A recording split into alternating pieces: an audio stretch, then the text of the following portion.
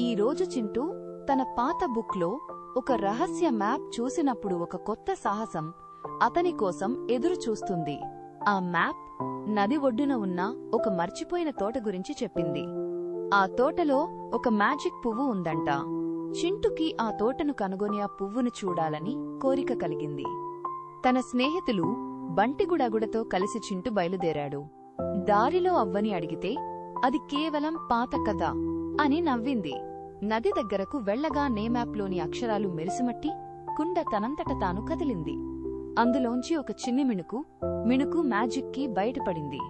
చింటూ బంటిగుడగుడ ఆశ్చర్యపోయారు. మ్యాప్లోని రహస్య గుర్తు ఆ కీకి సరిపోయింది. కీని తీసుకెళ్తుంటే ఒక పొదలోంచి ఒక తీయటి సంగీతం వినిపించింది. అది నదిలోని రాళ్ల మధ్య నుండి వస్తున్నది.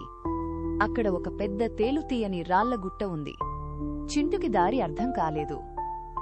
బంటి ఒక జంప్ చేసి ఒక రాతిపై కూర్చుని అక్కడ ఉన్న కొన్ని కొమ్మలను తన చిన్న పళ్లతో కట్ చేసింది. గుడగుడ తన రంగును మార్చుకుంటూ రాళ్ల మధ్య ఉన్న సన్నని మార్గాన్ని చూపించింది. చింటూ తన చిన్న బొమ్మ పడవను నీటిలో వదిలి అది ఎటు వెళ్తుందో చూశాడు. ఆ పడవ ఒక గుట్ట వెనుక ఉన్న రహస్య మార్గం వైపు వెళ్ళింది.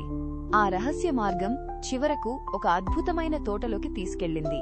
అక్కడ ఒక పెద్ద చెట్టు కింద మ్యాజిక్ పువ్వుకు బదులుగా అనేక రంగుల సీతాకోక చిలుకలు ఆడుకుంటున్నాయి.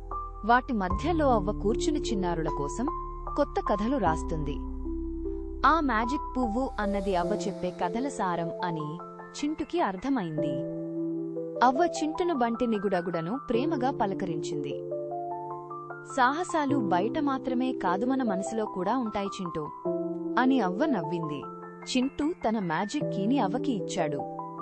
అది ఇప్పుడు కథలు చెప్పేందుకు సహాయపడే ఒక చిహ్నంగా మారింది. వారంతా కలిసి తోటలోని పండ్లను పంచుకొని నవ్వుతూ ఇంటికి వెళ్లారు. పిల్లలు మన చుట్టూ ఉన్న చిన్న విషయాల్లో కూడా పెద్ద సాహసాలు ఉంటాయి.